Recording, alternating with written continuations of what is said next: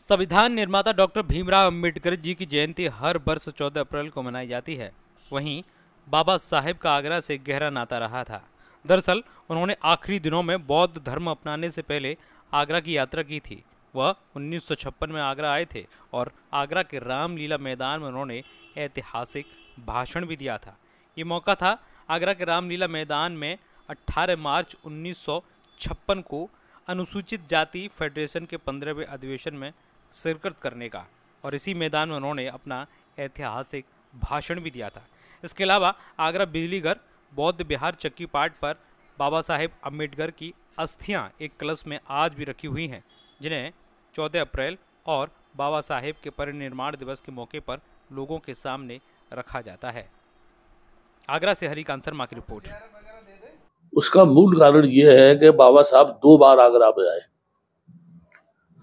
2 बार जब आगरा में आए तो एक बार चक्की पाट के बुजुर्ग लोग जो थे, पंडित रघुनाथ दास बड़े एवं उनके साथीगण जो थे, बाबा साहब को यहाँ लाने की उन्होंने जिद की रामलीला ग्राउंड में कि हम सिर्फ ये चाहते हैं कि 5 मिनट के लिए आप हमारे यहाँ चले, क्योंकि इन्होंने ये सुना था कि बाबा साहब ने घोषणा की है सन 1935 में जो है नासिक में कि मैं हिंदू धर्म में पैदा हुआ लेकिन मरूंगा नहीं, है ना। तो उन्होंने 14 अक्टूबर सन 1956 को बुद्धिज्म स्वीकार किया था। लेकिन उससे पहले महत्वपूर्ण बात यह है कि 18 मार्च 1956 में इस जगह का उन्होंने बुद्ध विहार स्थापित किया।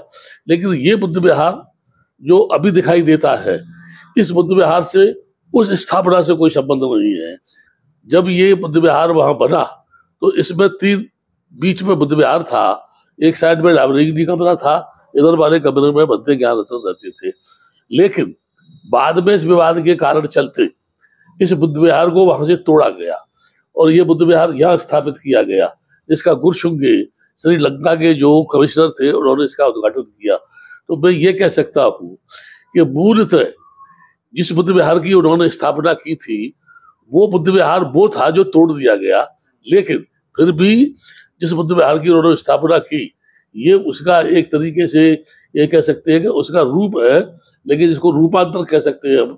ये थोड़ा सा रूपांतर हो गया और ये यहाँ बुद्ध विहार बना। मैं सिर्फ ये कहना चाहता हूँ कि भैया साहब यशवंत राय के यहाँ आ जाने से जब उन्हें ये पता चला कि यहाँ बाबा साहब ने बौद्ध धर्म की दीक्षा ली थी, तो लोगों ने डिमांड की भारतीय बौद्ध महासभा से कि हमको भी बाबा साहब की अस्थियां चाहिए, क्योंकि हमारे यहाँ उनका 2 बार आगमन हुआ। तो वो अस्थियां यहाँ स्थापित की गई और वो अस्थियां जो स्थापित की गई उससे 2 महत्वपूर्ण संबंध है।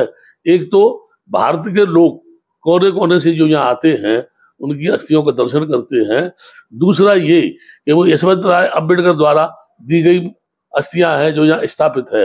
लेकिन अभी भी मेरा ये कहना है कि प्रॉपरली वो ऐसी जगह पर स्थापित की जाए जहां जब भी आदमी आए उनके दर्शन करना चाहे तो दर्शन करें, तो मैं समझूंगा महत्वपूर्ण होगा।